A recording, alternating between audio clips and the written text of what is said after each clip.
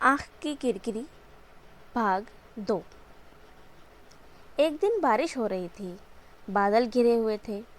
ऐसे में बदन पर एक सुवासित महीन चादर और जूही की माला गले में डाले महेंद्र मगन मन अपने सोने के कमरे में पहुंचा।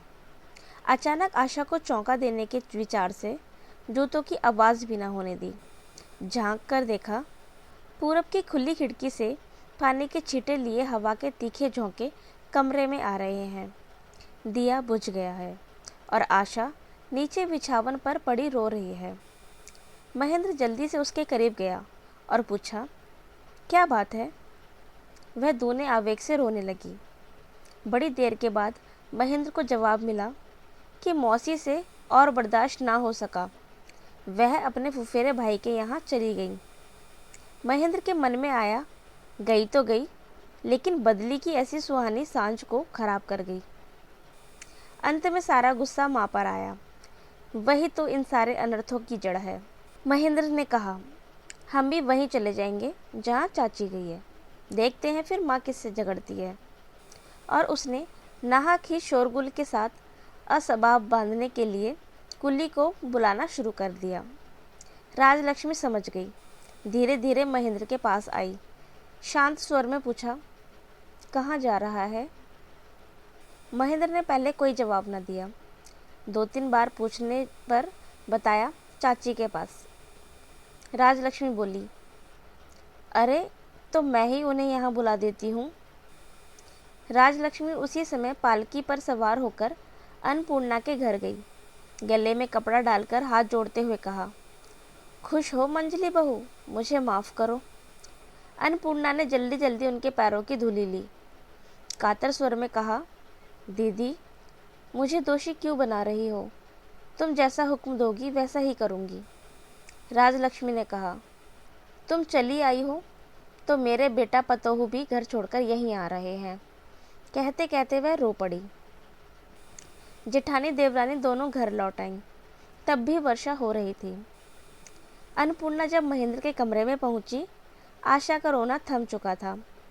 महेंद्र बातों से उसे हंसाने की कोशिश कर रहा था। आसार ये थे कि बदलियां यूं ही नहीं गुजर जाएंगी। अन्नपूर्णा ने कहा, चुन्नी, तू मुझे घर में भी न रहने दोगी ना? कहीं जाऊं तो भी पीछे लग जाएगी। क्या मेरे लिए कहीं चैन नहीं? आशा चौंक पड़ी। महेंद्र बड़ा ही खींच कर बोला, क्यों चाची, चुन्नी ने तुम्हारा क्या बिगाड़ा है? अन्नपूर्णा ने कहा, बहू की ऐसी बेहयाई बर्दाश्त न हो सकी, तभी यहाँ से चली गई थी। फिर अपनी सास को रुलाकर मुँह जली ने मुझे क्यों बुलवाया? जीवन के इस अध्याय में माँ चाची ऐसी विघ्नकारिणी होती हैं, महेंद्र को इसका पता न था। दूसरे दिन राजलक्ष्मी ने बिहारी को बुलाकर कहा, बेटा, तुम एक बार महेंद्र से पूछ कर देखो। जमाने से गांव नहीं गए, मैं एक बार बारासात जाना चाहती हूँ। बिहारी ने कहा, जमाने से नहीं गई तो क्या हुआ? खैर, मैं पूछ कर देखता हूँ, मगर वह राजी भी होगा ऐसा लगता नहीं। महेंद्र ने कहा, जन्मभूमि को देखने की इच्छा जरूर होती है, लेकिन माँ का वहाँ ज़्यादा दिन ना रहना ही अच्छा होगा। बरसात के मौसम में वह जगह अच्छी नहीं। महेंद्र बड़ी आसानी से राजी हो गया। इससे बिहारी कुड़ गया। बोला, माँ अकेली जाएंगी? वहाँ उनकी देखभाल कौन करेगा? भाभी जी को भी साथ भेज दो। कहकर बिहारी हंसा। बिहारी के इस गहरे व्यंग्य से कुंठित होकर महेंद्र ने कहा, मेरे लिए यह कोई मुश्किल है क्या?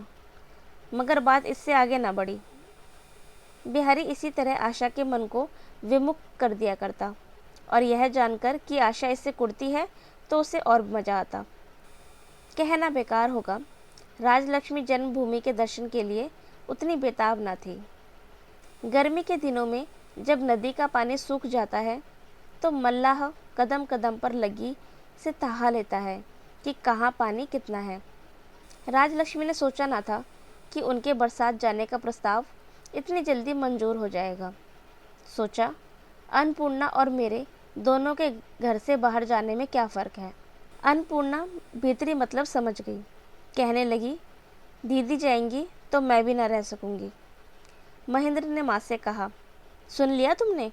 तुम जाओगी तो चाची भी जाएगी, अपनी गृहस्थी का क्या होगा फिर? राजलक्ष्मी विद्वेष के जहर से जर्जर होकर बोली, तुम भी जा रही हो मंजली? तुम्हारे जाने से काम कैसे चलेगा? नहीं, तुम्हें तो रहना ही पड़ेगा। राजलक्ष्मी उतावली हो गई। दूसरे दिन दोपहर को ही तैयार हो गई। महेंद्र ही उन्हें पहुंचाने गया। इसमें किसी को भी शुभा न था, लेकिन रवाना होते वक्त मालूम पड़ा महेंद्र ने माँ के साथ जाने के लिए प्यादे और दरवान तक कर रखे हैं। बिहारी ने पूछा, तुम अभी तक तैयार नहीं हुए भैया? महेंद्र ने लजाकर कहा, मेरे कॉलेज की। बिहारी ने कहा, खैर तुम छोड़ दो, माँ को मैं वहाँ छोड़ाता हूँ। महेंद्र मन ही मन नाराज हुआ। अकेले में आशा से बोला, सचमुच बिहारी ने जाति शुरू कर दी है। वह यह दिखाना चाहता है कि वह माँ का ख्याल मुझसे ज़्यादा रखता है। अन्नपूर्णा को रह जाना पड़ा, परंतु लाज, कुड़न और खींचने से वह सिमटी सी रही। चाची में यह दुराव देखकर महेंद्र नाराज हुआ और आशा भी रूठी रही। राजलक्ष्मी मैके पहुंची। तय था कि उन्हें छोड़कर बिहारी आ जाएगा, लेकिन वहां की हालत देखकर वह ठहर गया। राजलक्ष्मी के मैके में महज दो एक बूढ़ी विधवाएं थीं। चारों तरफ घना जंगल और बांस की झाड़ियाँ, पोखर का हरा भरा पानी। दिन दोपहर में सियार की हुआ हुआ से राजलक्ष्मी की रूह तड़प जाती। बिहारी ने कहा, माँ, जन्मभूमि यह जरूर है, मगर इसे स्वर्गादपि गरियसी तो हरगिज नहीं कहा जा सकता। तुम्हें यहाँ अकेली छोड़कर जाऊँ तो मुझे पाप लगेगा। राजलक्ष्मी के प्राण भी कांप उठे। ऐसे में विनोदनी भी आ गई। विनोदनी के बारे में पहले ही कहा जा चुका है। महेंद्र से और कभी बिहारी से उसके विवाह की बात चली थी। विधना की लिखी भाग्य लिपि से जिस आदमी से उसका विवाह हुआ वह जल्दी ही चल बसा। उसके बाद से विनोदनी घने जंगल में अकेली लतासी इस गांव में घुटकर जी रही थी। वही अनाथ राजलक्ष्मी के पास आई, उन्हें प्रणाम किया और उनकी सेवा जतन में जुट गई। सेवा तो सेवा है, घड़ी को आलस नहीं। काम की कैसी सफाई, कितनी अच्छी रसोई, कैसी मीठी बातचीत। राजलक्ष्मी कहती, काफ़ी देर हो चुकी बिटिया, तुम भी थोड़ा सा खा लो। वैसे राजलक्ष्मी उसकी फूफिया सास थी। अपने प्रति बड़ी लापरवाही दिखाती हुई विनोदनी कहती, हमारे दुख सहे शरीर में नाराज़गी की गुंजाइश नहीं। ओह, कितने दिनों के बाद तो अपनी जन्मभूमि आई हो, यहाँ है भी क्या? काहे से तुम्हारा आदर करूं? बिहारी तो 2 ही दिनों में मोहल्ले भर का बुजुर्ग बन बैठा। कोई दवा दारू तो कोई मुकदमे के राय मशविरे के लिए आता। कोई उसकी इसलिए खुशामद करता कि किसी बड़े दफ्तर में उसके बेटे को नौकरी दिला दे। कोई उससे अपनी दरखास्त लिखवाता। बूढ़ों की बैठक और कुली मजदूरों के ताड़ी के अड्डे तक वह समान रूप से जाता था। सभी उसका सम्मान करते। गवई गांव से आए कलकत्ता के उस नवयुवक के निर्वासन दंड को विनोदनी अतःपुर की ओट से हल्का करने की भरसक कोशिश किया करती। मोहल्ले का चक्कर काटकर जब भी वह आता तो पाता कि किसी ने उसके कमरे को बड़े जतन से सहेज संवार दिया है। कांसे के एक गिलास में कुछ फूलों पत्तों का गुच्छा सजा रखा है और सिरहाने के एक तरफ पढ़ने योग्य कुछ किताबें रख दी हैं। किताबों में किसी महिला के हाथ से बड़ी कंजूसी के साथ छोटे अक्षरों में नाम लिखा है। गाँवों में अतिथि सत्कार का जो आम तरीका है, उससे इसमें थोड़ा फ़र्क था। उसी का जिक्र करते हुए बिहारी जब तारीफ़ करता तो राजलक्ष्मी कहती, और ऐसी लड़की को तुम लोगों ने कबूल नहीं किया। हंसते हुए बिहारी कहता, बेशक हमने अच्छा नहीं किया माँ, ठगा गया। मगर एक बात है, विवाह ना करके ठगाना बेहतर है। विवाह करके ठगाता तो मुसीबत थी। राजलक्ष्मी के जीव में बार बार यही आता रहा, यही तो मेरी पतोहू होने योग्य थी, क्यों ना हुई भला। राजलक्ष्मी कलकत्ता लौटने का जिक्र करती कि विनोदनी की आंखें छलछला उठती। कहती, आखिर तुम 2 दिन के लिए क्यों आई बुआ? अब तुम्हें छोड़कर मैं कैसे रहूँगी? भावावेश में राजलक्ष्मी कह उठती, तू मेरी बहू क्यों ना हुई बेटी, मैं तुझे कलेजे से लगाए रखती।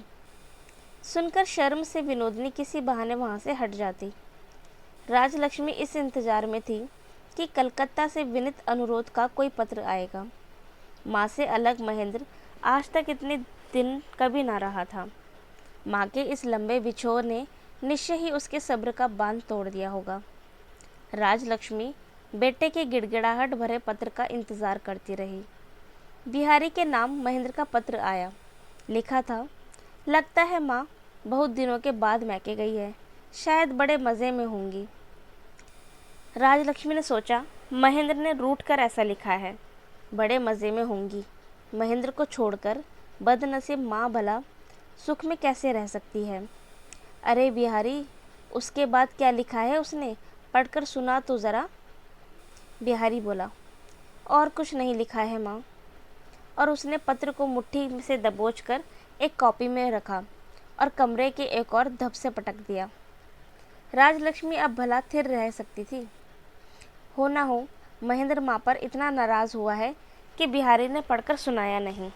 गौ के थन पर चोट करके बछड़ा जिस प्रकार दूध और वात्सल्य का संचार करता है, उसी प्रकार महेंद्र की नाराज़गी ने आघात पहुंचाकर राजलक्ष्मी के घुटे वात्सल्य को उभार दिया। उन्होंने महेंद्र को माफ़ कर दिया। बोली, आह, अपनी बहू को लेकर महेंद्र सुखी है, रहे जैसे भी हो वह सुखी से रहे। जो माँ उसे छोड़कर कभी एक पल नहीं रह सकती, वही उसे छोड़कर चली आई है। इसीलिए महेंद्र अपनी माँ से नाराज़ हो गया है। रह रहकर उनकी आंखों में आंसू उमड़ने लगे। उस दिन वह बार बार बिहारी से जाकर कहती रही, बेटे तुम जाकर नहा लो, यहाँ बड़ी बदपरहेजी हो रही है तुम्हारी। राजलक्ष्मी अड़ गई, नहीं नहीं, नहा डालो अभी। बार बार जिद करने से बिहारी नहाने गया। उसका कमरे से बाहर कदम रखना था कि झपट कर राजलक्ष्मी ने वह किताब उठा ली और उसके अंदर से पत्र को निकाला। पढ़कर विनोदिनी को सुनाने लगी। शुरू में महेंद्र ने माँ के बारे में लिखा था, लेकिन बड़ा मुख्तसर। बिहारी ने जितना भर सुनाया था उससे ज़्यादा कुछ नहीं। उसके बाद आशा का जिक्र था। मौज मज़े और खुशियों से विभोर होकर लिखा था। विनोदिनी ने थोड़ा पढ़ा और शर्म से थक गई। कहा, यह क्या सुनोगी बुआ। राजलक्ष्मी का स्नेह से अकुलाया चेहरा पल भर में जमकर पत्थर सा सख्त हो गया। जरा देर चुप रही, फिर बोली, रहने दो। और चिट्ठी उन्होंने वापस ना ली, चली गई। चिट्ठी लेकर विनोदिनी को क्या रस मिला वही जाने। पढ़ते पढ़ते उसकी आंखें दोपहर के तपे बालू सी जलने लगी। उसका निश्वास रेगिस्तान की बयार जैसा गर्म हो उठा। ऐसा है महेंद्र, कैसी है आशा, इन दोनों का प्रेम ही कैसा है। यही बात उसके मन को मथने लगी। पत्र को गोद में डाले, पाँव फैलाए, दीवार से पीठ टिकाकर सामने ताकती वह देर तक सोचती रही। महेंद्र की वह चिट्ठी बिहारी को फिर ढूंढने ना मिली। अचानक उसी दिन दोपहर में अन्नपूर्णा आ धमकी। किसी बुरी खबर की आशंका से राजलक्ष्मी का कलेजा सहसा कांप उठा। कुछ पूछने की उन्हें हिम्मत ना हुई। वह फक पड़े चेहरे से अन्नपूर्णा की तरफ ताकती रह गई। अन्नपूर्णा ने कहा, कलकत्ता का समाचार ठीक है। राजलक्ष्मी ने पूछा, फिर तुम यहाँ कैसे। अन्नपूर्णा बोली, दीदी अपनी गृहस्थी तुम जाकर संभालो, संसार से अपना जी उचट गया है। मैं काशी जाने की तय करके निकली हूँ, तुम्हें प्रणाम करने आ गई। अनजान में जाने कितने कसूर हो गए, माफ़ करना। और तुम्हारी बहू, कहते कहते आंखों से आंसू निकल उठे। वह नादान बच्ची है, उसके माँ नहीं। वह दोषी हो चाहे निर्दोष, तुम्हारी है। अन्नपूर्णा और न बोल सकी। राजलक्ष्मी जल्दी से उनके नहाने खाने का इंतज़ाम करने गई। बिहारी को मालूम हुआ तो वह गोश्त की मठिया से दौड़ आया। अन्नपूर्णा को प्रणाम करके बोला, ऐसा भी होता है भला, हम सबको निर्दयी की तरह ठुकरा कर तुम चल दोगी। आंसू जब्त करके अन्नपूर्णा ने कहा, मुझे अब फेरने की कोशिश मत करो बिहारी, तुम लोग सुखी रहो, मेरे लिए कुछ रुका ना रहेगा। बिहारी कुछ क्षण चुप रहा, फिर बोला, महेंद्र की किस्मत खोटी है, उसने तुम्हें रुखसत कर दिया। अन्नपूर्णा चौंक कर बोली, ऐसा मत कहो, मैं उस पर बिल्कुल नाराज़ नहीं हूँ। मेरे गए बिना उनका भला ना होगा। बहुत दूर ताकता हुआ बिहारी चुप बैठा रहा।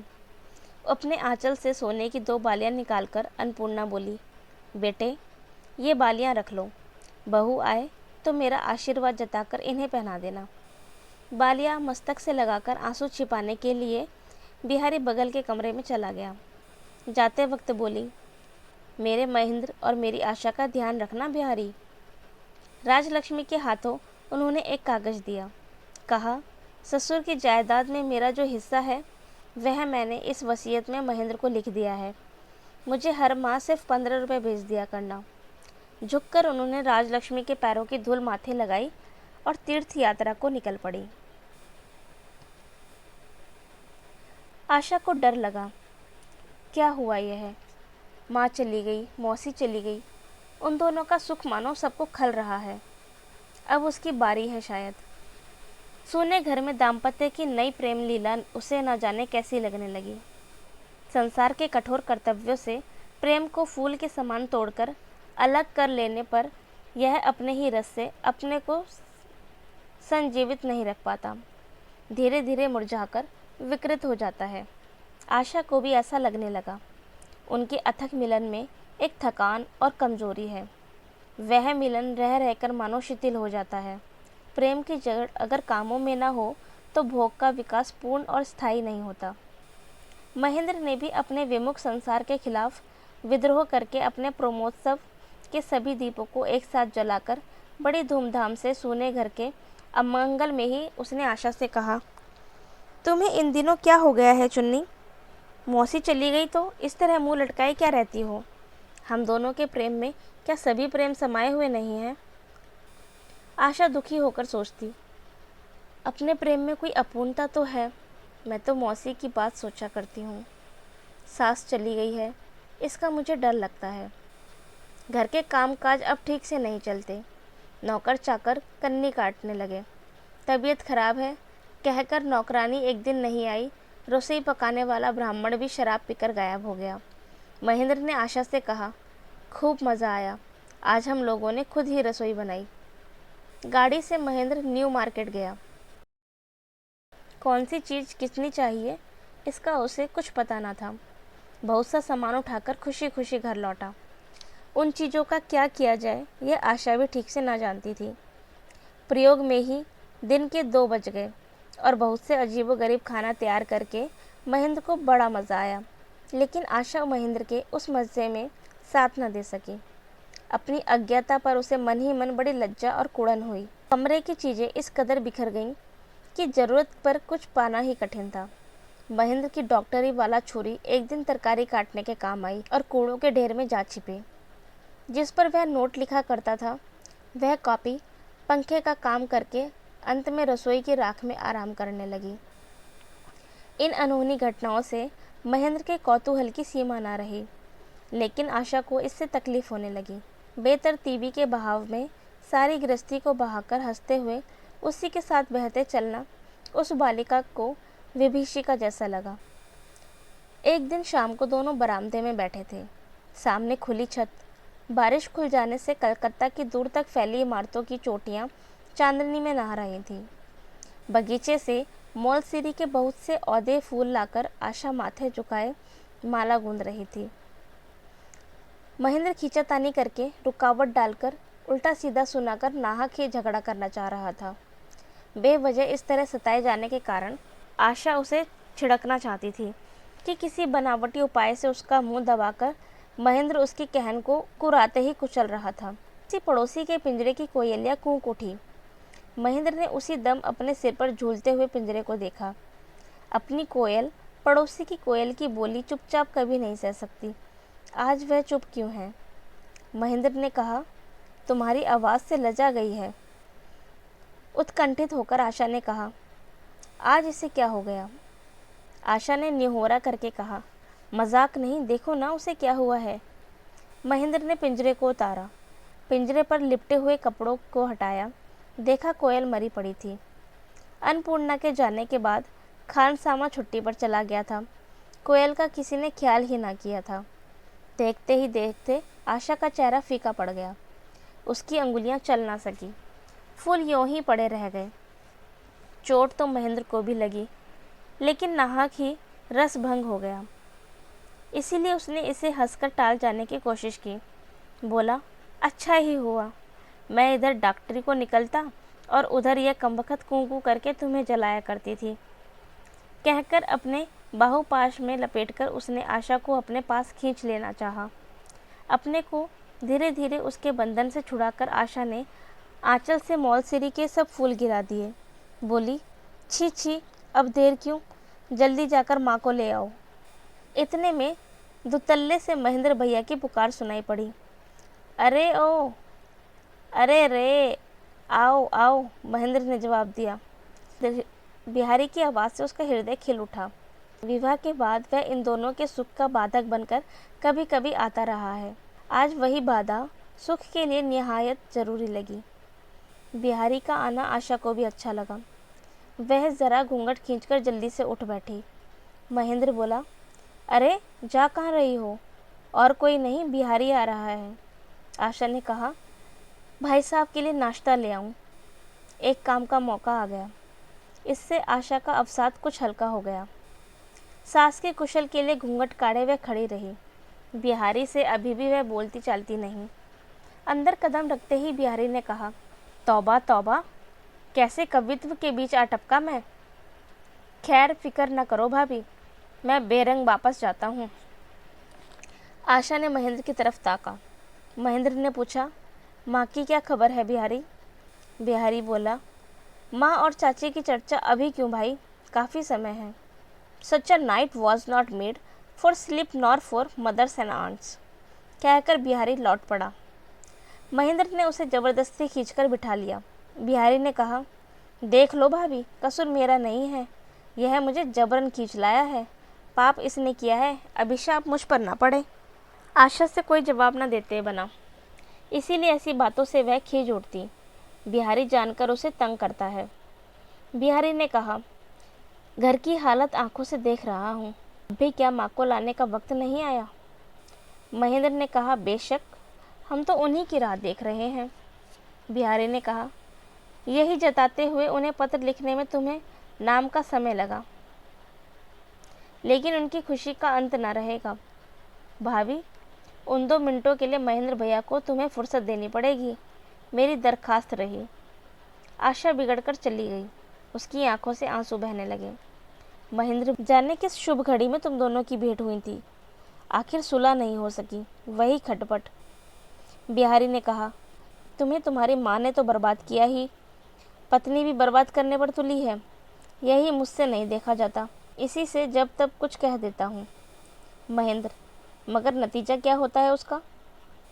बिहारी, नतीजा तुम्हारे लिए कुछ खास नहीं होता, मेरे लिए थोड़ा बहुत होता है।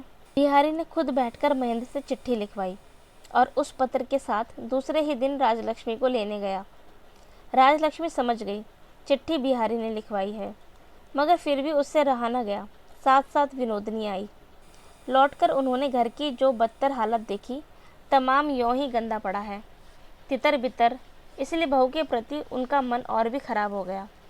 लेकिन बहू में यह कैसा परिवर्तन, वह छाया सी उनके पीछे डोलती फिरती, कहीं न कहे हरदम हर काम में हाथ बटाने को मुस्तैद। आकर वह कह उठती, छोड़ो छोड़ो, मिट्टी पलीत करके रख दोगी तुम, जो काम आता नहीं उसमें हाथ क्या डालना। राजलक्ष्मी के जी में आया, हो ना हो अन्नपूर्णा के चले जाने से ही बहू की यह तरक्की हुई है। लेकिन फिर मन में आया, महेंद्र सोचेगा, चाची थी तो मैं बीवी के साथ निष्कंटक मौज करता था, और माँ का पहुँचना था कि विरह का दुख शुरू हो गया। इससे यही साबित होगा कि चाची उसकी शुभैषी रही। इससे यही साबित होगा कि चाची उसकी शुभैषी रही। माँ सुख का कांटा है, रहने दो, अपने को क्या पड़ी। इधर कहीं महेंद्र दिन को बुला भेजता तो बहू जाने में आनाकानी करती। राजलक्ष्मी ही छिड़का करती, महेंद्र बुला रहा है, तुम टाल क्यों जाती हो? ज़्यादा दुलार पाने का यही नतीजा होता है, जाओ सब्जियां मैं देख लूँगी। फिर शुरू होता है वही स्लेट पेंसिल और चारू पाठ का झूठा नाटक। प्रेम के अकारण अभियोग से एक दूसरे को दोषी ठहराना, किसका प्रेम ज़्यादा वजनी है, इस पर निरर्थक वाद विवाद। वर्षा के दिन को रात और चांदनी रात को दिन बनाना। ऐसे में एक दिन विनोदिनी आशा के गले से लिपट कर बोली, बहन, तुम्हारा सौभाग्य अक्षय हो, जुग जुग। लेकिन चूंकि मैं दुखिया हूँ, इसलिए क्या मेरी तरफ एक नज़र ताकना भी गुनाह है? छुटपन से ही अपने आत्मीय के यहाँ पराई सी पली थी। इसीलिए लोगों के सामने आशा सदा संकुचित रहा करती। जुड़ी भौहें और तीखी निगाह, अनिघ्य मुखड़ा और भरी हुई जवानी के लिए जब विनोदिनी आई तो खुद बढ़कर उससे परिचय करने की हिम्मत आशा को ना हुई। आशा ने गौर किया, राजलक्ष्मी से विनोदिनी को किसी भी तरह का संकोच नहीं, और मानो आशा को दिखा दिखाकर राजलक्ष्मी भी उसका काफ़ी आदर करती। यह भी देखा, घर के कामकाज में विनोदिनी पटु है। प्रभुत्व मानो उसके लिए बहुत ही सहज है। स्वभाव सिद्ध नौकर नौकरानियों से काम लेने, छिड़कने, फटकारने और हुक्म देने में उसे जरा सी हिचक नहीं होती। यह देखभाल कर विनोदिनी के आगे आशा अपने को बहुत छोटा समझने लगी। वही सर्वगुण संपन्न विनोदिनी जब खुद उससे नेह की भीख मांगने आई तो उसका आनंद चौगुना हो उमड़ पड़ा। जादूगर के माया तरु की तरह उसके प्रेम का बीज एक ही दिन में अंकुराया, पत्तों से लद गया और फल फूल उठा। आशा ने कहा, हम तुम सखियां हुई, एक कोई नाम रख छोड़े हम अपना। विनोदिनी ने हंसकर पूछा, क्या आखिर? आशा ने बहुत से अच्छे अच्छे नाम गिनाए, हरसिंगार, कदम, मौलसिरी। विनोदिनी बोली, ये सारे के सारे बड़े पुराने पड़ गए, इन दुलार के नामों की कोई कदर नहीं। आशा ने पूछा, फिर तुम्हें कौन सा पसंद है? हंसकर विनोदिनी ने कहा, आँख की किरकिरी। आशा कोई मीठा सा नाम ही चाहती थी, लेकिन विनोदिनी की पसंद से उसने दुलार की इस गाली को ही कबूल कर लिया। बाहों से उसकी गर्दन लपेटकर बोली, मेरी आँख की किरकिरी, और हंसते हंसते लोटपोट हो गई।